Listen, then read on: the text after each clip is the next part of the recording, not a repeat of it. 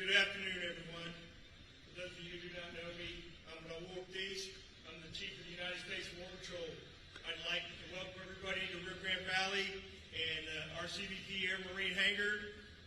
On behalf of Secretary Mayorkas and the rest of the DHS team who we have assembled here, I want to thank you for attending this press conference. I will tell you that we've had a robust day. Secretary and I have had an opportunity to go out there and meet with our frontline officers, agents, and our workforce to ensure that we're prepared for May 23rd and beyond. So without further ado, let me introduce our Secretary, Alejandro Mayorkas. Thank you, sir. Thanks very much, Chief. Good afternoon. Thanks very much for joining us. This is my 10th trip to the border as the Secretary of Homeland Security. And the first thing that I want to express is how incredibly proud and honored I am to stand behind these individuals, members of the Department of Homeland Security, United States Border Patrol, Air and Marine Operations, Office of Field Operations, again, United States Border Patrol, Immigration and Customs Enforcement, Enforcement and Removal Operations, Immigration and Customs Enforcement, Homeland Security Investigations. This represents what we are doing to address the challenge of the southwest border. We're bringing all of the resources, talent, and extraordinary commitment of the personnel of the Department of Homeland Security to bear. It is very important to note that while, of course, we are preparing for the end of Title 42, based on the Centers for Disease Control and Prevention's decision that it will end on May 23rd, that does not mean that the border is open beginning on May 23rd. We continue to enforce the laws of this country. We continue to remove individuals who do not qualify for relief under the laws of this country. A few weeks ago, I published, in response to questions with respect to the preparation and plans of the Department of Homeland Security with respect to the end of Title 42, I published details with respect to those plans, the preparation of which began in September of last year.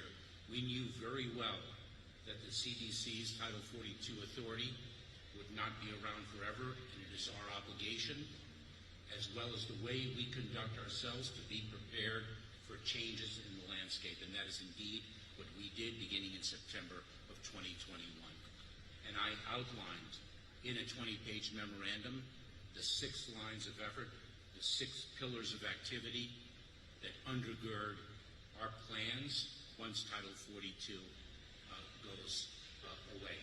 And I should say that the elements of these plans are already underway, are already being implemented on an increasing level, given the level of migration that we are encountering on the southwest border. And let me outline the 6 pillars, the 6 lines of effort right now. First, we are surging resources to the southwest border: personnel, facility, medical resources, transportation. Second, we are improving the efficiency of our processing without compromising the security and integrity of our screening and vetting of individuals.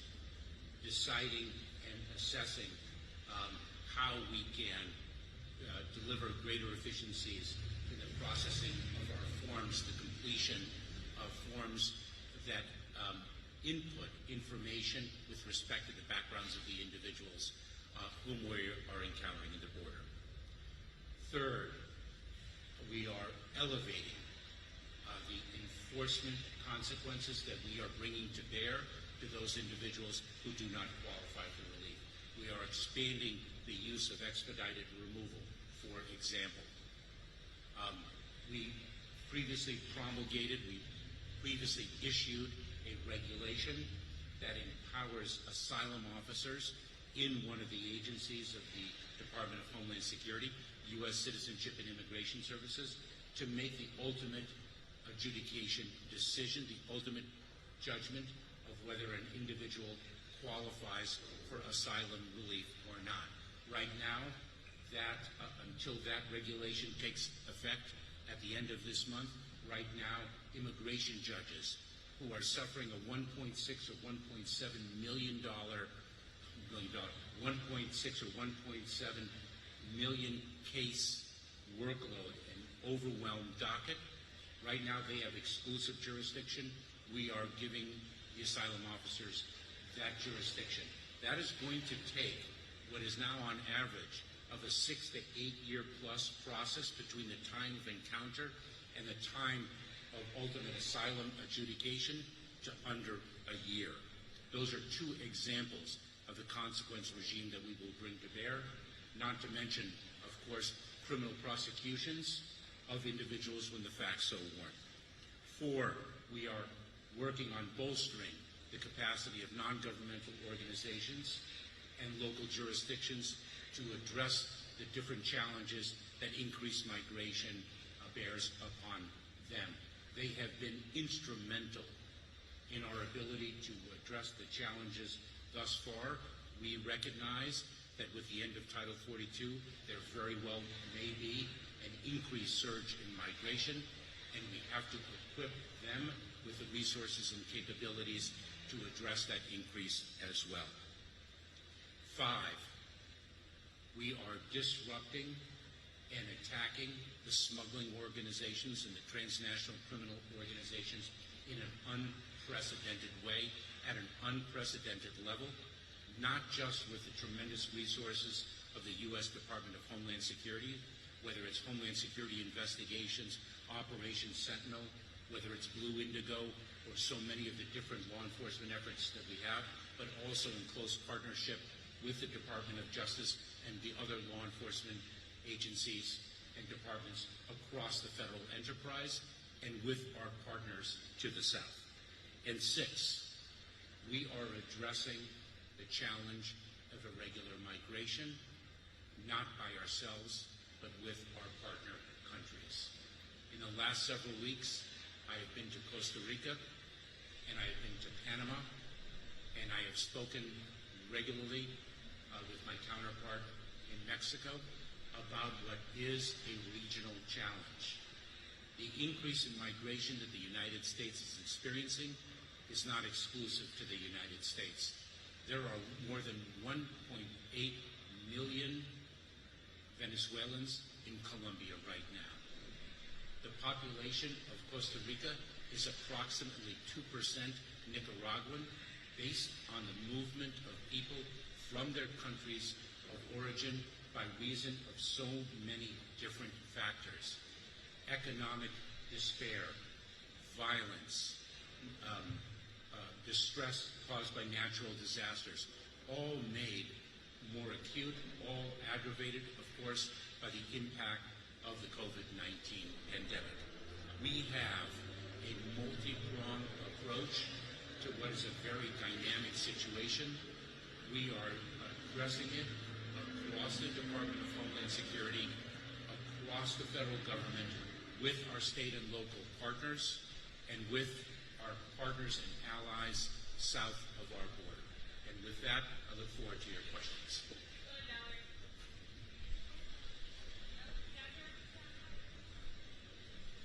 Good afternoon, Secretary Mayorkas.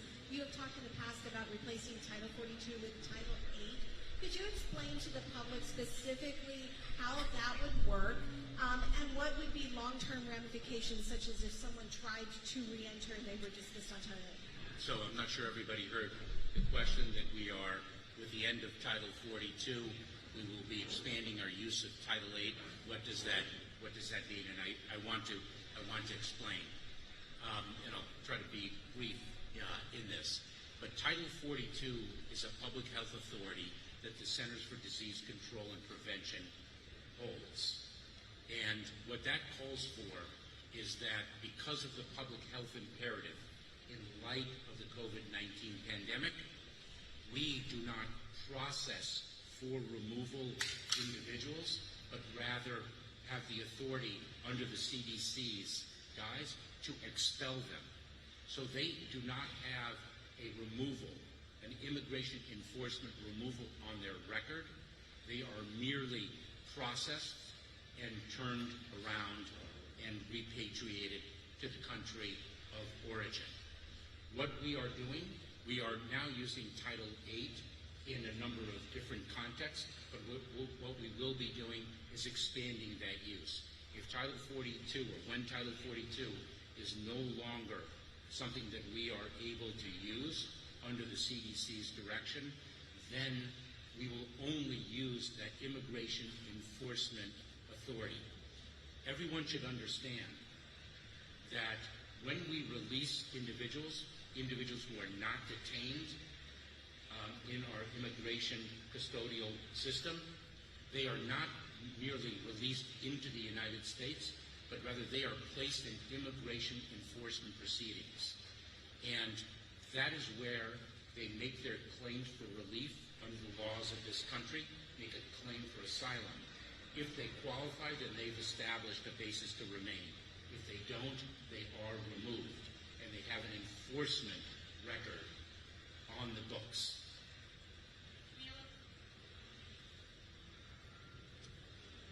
Secretary, you mentioned that by the end of this month you expect to roll out the asylum overhaul. I'm sorry, rule. but it's a little hard to hear. Can you hear me now? Yeah. That's better, and I'll repeat your question. Okay, sure. So you mentioned that at the end of this month you expect to roll out the asylum overhaul rule. From what we understand, you will initially be implemented on a limited basis. When do you expect to be able to implement this asylum rule across the entire border? And where are you going to hold individuals when these screenings, the initial ones, are conducted? Are you setting up processing centers like they have in Europe? So Camilo's question is, with the asylum officer rule that we are implementing at the end of the month, will we be implementing at full scale, or will it be a ramp-up process, and how will we actually implement that rule? So one thing that everyone has to understand is that the agency that administers the asylum officer rule is U.S. Citizenship and Immigration Services. And it is an agency that is funded primarily by the application fees that people pay to receive immigration benefits under our legal immigration system. And the law provides that that agency is to recalibrate the fees it charges every 2 years. Those fees have not been recalibrated for more than 6 or 7 years. And that agency was on the brink of bankruptcy. And that agency has been decimated. And we have been hiring additional asylum officers to be able to implement the asylum officer rule, and we will be upscaling the implementation over time and using it very efficiently to have the greatest impact on the immigration system, because what we are talking about is delivering justice quickly, not compromising due process, but delivering asylum justice quickly. And what that means is if one qualifies, then that determination is made more rapidly than it has been in the past. And if one does not qualify, then that determination is made more rapidly than in the past, and a removal will promptly follow.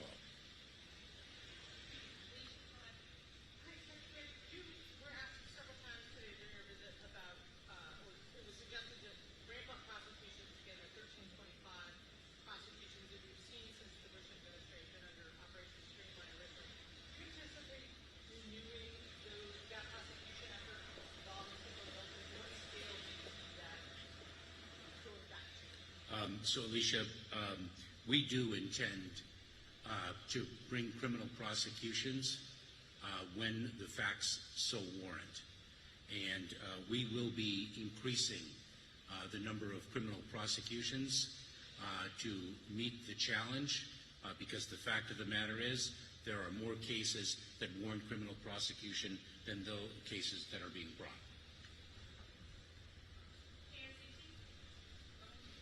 And I want to say one very important thing. We're a nation of immigrants, and we are also a nation of laws. And we enforce the law, and we will continue to do so. And the decisions that we make in the enforcement context are based on the facts that are presented to us.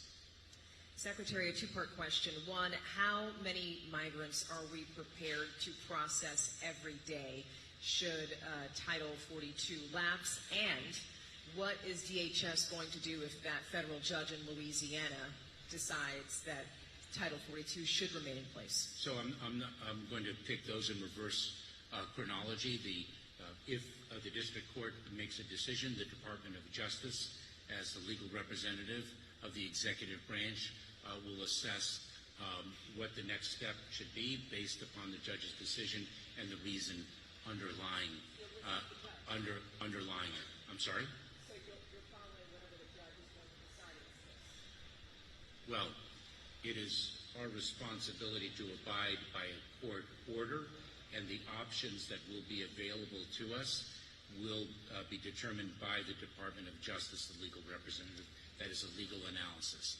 And of course, it may depend on what particularly is the reasoning of the court underlying the decision that the court makes. And your second question, or your first question? How many migrants? So what we have done, so the question, how many migrants do we, are going to be processing a day? Let me turn again to these individuals here.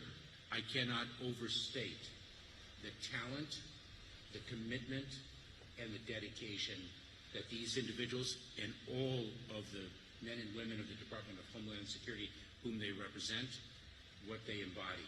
Because I will tell you that we are addressing a level of migration that is historic, and they are doing an extraordinary job in managing the current flow. As the plans that we published a few weeks ago evidence, what we have done is not necessarily predict the flow that we might encounter, but rather we have planned for different scenarios that could in fact materialize. Without predicting, it is our responsibility to prepare and plan for different possibilities, and that is what we have done.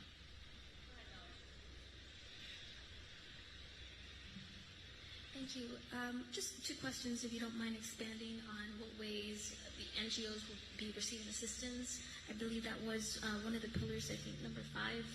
And the other question I have is if you could talk a little bit about what today meant, or what DHS means for today to mean to migrants who will be seeing this coverage. So the second question, forgive me. It's really just about messaging. What kind of message do you hope today's event sends out to migrants? It's a very important message. We have articulated it before, and allow me to articulate it. Allow me to say it again. And I must say that as the temperature rises seasonally, we see the tragedy more of individuals placing their lives in the hands of smugglers who only seek to exploit them for profit. As the situation unfolds, last week we saw a tragedy in the maritime environment, not on land but at sea, with a vessel of Haitians capsized and a number deceased. Do not place your lives in the hands of individuals who only seek to exploit your lives for the sake of profit. We are building safe, orderly, and humane pathways to access the benefits that the law provides and that Congress has passed. But traveling from one country to another in the hands of smugglers, only to be met by the enforcement authorities of the United States government, is not the way to achieve relief. The border, the laws of the border will be enforced. If one does not qualify for relief, one will be removed. The smugglers peddle misinformation. We see the misinformation that they peddle. That Title 42, for example, does not apply to certain populations. That information is false. You place your life savings in the hands of exploitative individuals.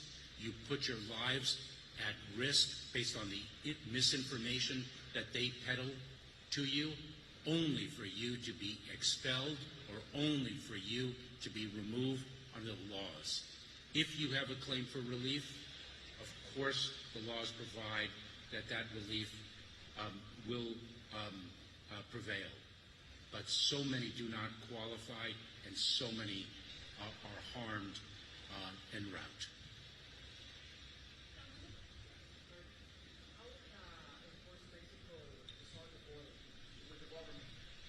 So if I understood your question, if I heard it correctly, how are we working with Mexico?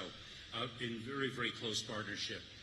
I spoke with my counterpart, actually the Foreign Secretary Ebrard, within the last 2 weeks, and the Department of Homeland Security team was down in Mexico just a few days ago.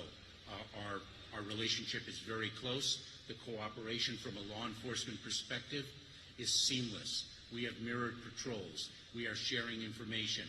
We are bringing their interdiction capabilities to bear where it is appropriate.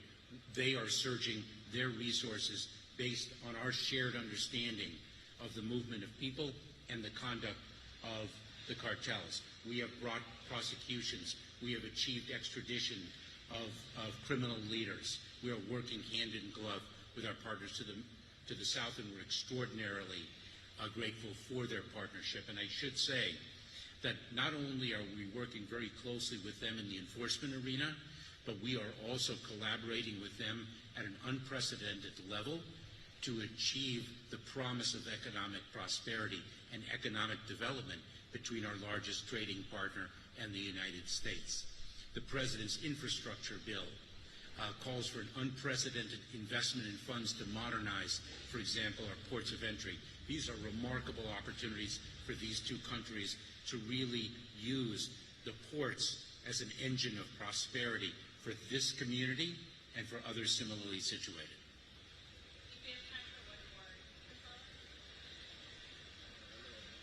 Mr. Secretary, Texas is doing their own efforts as well to protect the border, with Texas military, DHS troopers, and busing migrants through Washington, D.C. What's your take on that? Are there any coordination efforts between both DHS and the Texas? So did everybody hear that question? What is our coordination effort with the state of Texas? Today I met with law enforcement leaders, civic leaders, prosecutors, and of course our tremendous personnel in the Department of Homeland Security. Cooperation with state and local officials, whether it's Texas or other states along the border, has been long-standing, has been historic, and we're grateful for that cooperation and that partnership. But let me emphasize the word cooperation and coordination and collaboration. Those are essential elements of effective enforcement of laws, whether they be laws of relief, of humanitarian relief, or laws of accountability. We saw the result of an uncoordinated, uncollaborative effort in the screening of trucks that had an incredibly adverse impact on the economy here in McAllen and elsewhere along the border, and I heard that loud and clear earlier today from local officials. But we also saw where the coordinated, collaborative work can have an effective impact on our work when we were on the river here, and we saw their boats patrolling, and it became a force multiplier. We also saw force multiplication extraordinarily ably in watching how we use technology as well as our personnel on the ground to gain visibility of what is going on along the border and to respond accordingly. Personally, Secretary, administration officials have said that the Biden administration is continuing the COVID-19 public health emergency beyond July 15th. Those that change plans with Title 42, and really quickly on Buffalo, what would you tell the victims' families about the role of government to prevent racially motivated violence, which you've labeled a threat to the homeland? And what is the right balance for DHS to identify problematic folks and not intrude on people's rights? Two questions.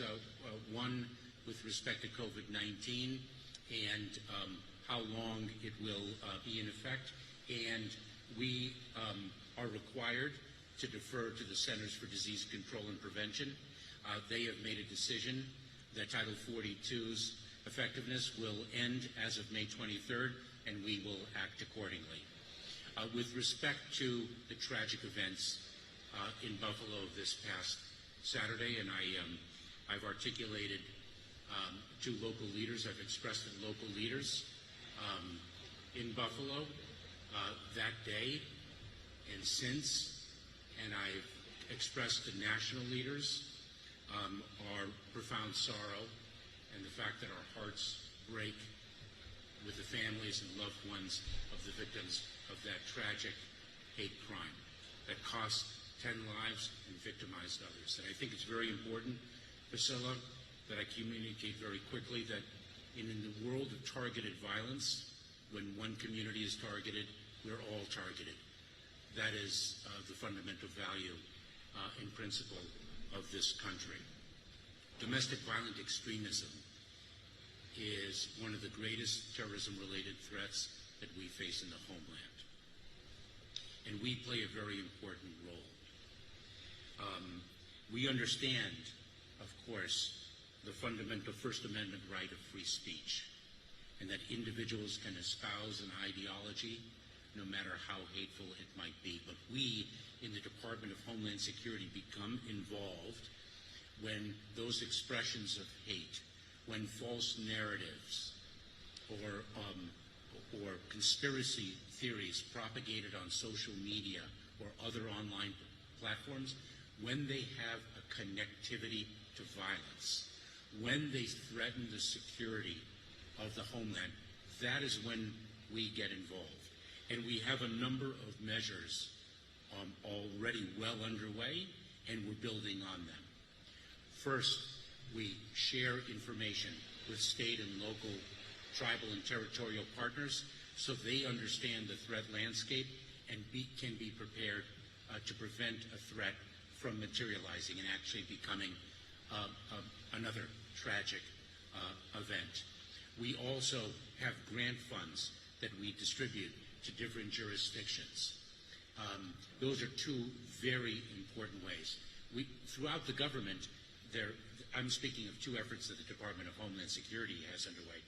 Throughout the federal government, there are many other efforts underway.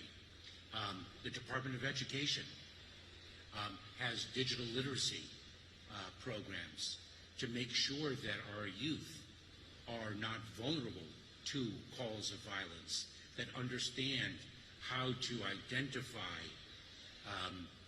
streams that are trying to coax them into descending down a path of violence. So we have many different efforts underway across the federal government, and we partner with the Department of Education. We, of course, partner with the Department of Justice. We partner with the Department of Health and Human Services. I will say that we have to remind ourselves that the tragic events of Saturday in Buffalo, New York, do not reflect a new threat, a new challenge. This has been a threat and a challenge that has been increasing in gravity and frequency. And when I first took office in February of last year, I articulated quite clearly the threat that domestic violent extremism poses, and through our information bulletins and alerts, we have continued to communicate to the American public the threat that this poses. It is not only the threat of an ideology of hate, but it is the threat of that hate and its connectivity to violence. Thank you so much. Thank you all.